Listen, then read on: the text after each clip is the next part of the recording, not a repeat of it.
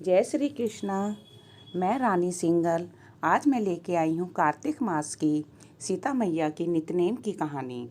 यह कहानी सीता माता कहती थी और श्री राम इसे सुना करते थे।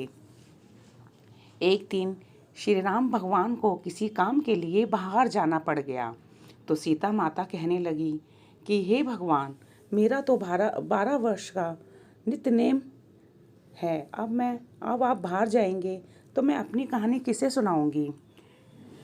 श्री राम ने कहा कि तुम कुएं की पाल पर जाकर बैठ जाना और वहाँ जो औरतें पानी भरने आएंगी उन्हें अपनी कहानी सुना देना। सीता माता कुएं की पाल पर जाकर बैठ जाती हैं। एक स्त्री आई। उसने रेशम की जरी की साड़ी पहन रखी थी और सोने का घड़ा ले रखा था। सीता माता उसे देखकर कहती हैं कि बहन, मेरा 12 वर्ष का नितनेम सुन लो। पर वह स्त्री बोली कि मैं तुम्हारा नितनेम सुनूंगी तो मुझे घर जाने में देर हो जाएगी और मेरी सास मुझसे लड़ेगी। उसने कहानी नहीं सुनी और चली गई। उसकी रेशम जरी की साड़ी फट गई। सोने का घड़ा मिट्टी के घड़े में तब्दील हो गया। सास ने देखा तो पूछा कि ये किसका दोष अपने सिर लेकर आ गई है। बहू ने कहा कि कुएं पर एक औरत बैठी थी। उसने कहानी सुनने के लिए कहा, लेकिन मैंने कहानी नहीं सुनी, जिसका यह फल मिला है। बहू की बात सुनकर अगले दिन वही साड़ी और घड़ा लेकर सास कुएं की पाल पर गई। सास को वहीं माता सीता बैठी मिली तो माता सीता ने कहा कि बहन, मेरी कहानी सुन लीजिए। सास बोली कि एक बार नहीं, मैं तो 4 बार कहानी सुन लूंगी। सीता माता बोली, राम आए लक्ष्मण आए, देश के पुजारी आए, नित्य नेम का नेम लाए। आओ राम बैठो राम, तपी रसोई जियो राम, माखन मिश्री खाओ राम, दूध बताशा पियो राम, सूत के पलका मोठो राम, शाल दुशाला पोठो राम, शाल दुशाला ओढ़ो राम। जब बोलूं जब राम ही राम, राम सवारे सबके काम, खाली घर भंडार भरेंगे, सबका बेड़ा पार करेंगे। श्री राम जय जय राम। सास बोली कि बहन, कहानी तो बहुत अच्छी लगी। कहानी सुनकर सास घर चली आई और उसकी साड़ी फिर से रेशम जरी की बन गई। मिट्टी का घड़ा फिर सोने के घड़े में तब्दील हो गया। बहू कहने लगी, सासू माँ, आपने ये सब कैसे किया। सास ने कहा कि बहू, तू दोष लगा के आई थी और मैं अब दोष उतार कर आ रही हूँ। बहू ने फिर पूछा कि वह कुएं वाली स्त्री कौन है। सास बोली कि वे सीता माता थी। वे पुराने से नया कर देती हैं, खाली घर में भंडार भर देती हैं।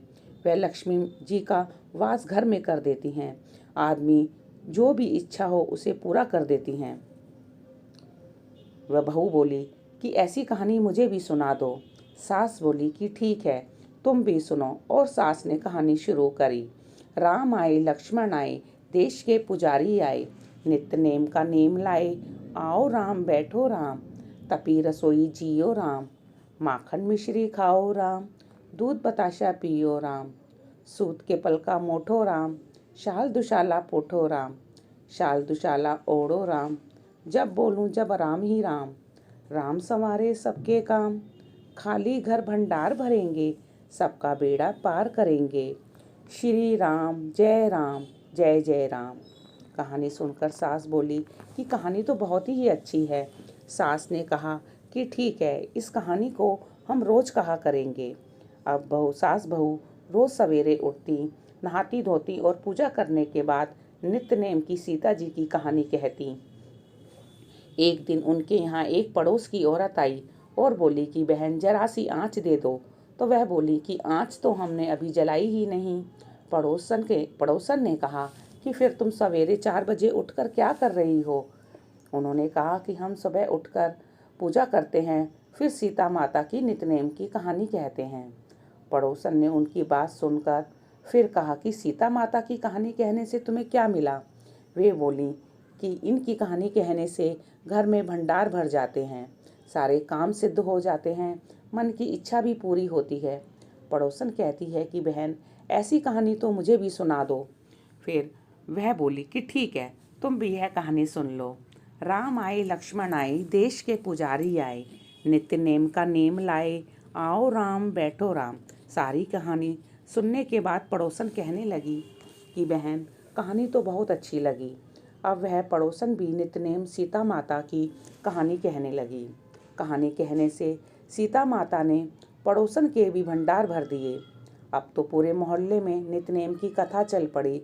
हर किसी की मनोकामना पूर्ण होने लगी। हे सीता माता, जैसे आपने उनके भंडार भरे, वैसे ही आप हमारे भी भंडार भरना। कहानी सुनने वालों के और कहानी कहने वालों के भी। बोलो सीता मैया की जय।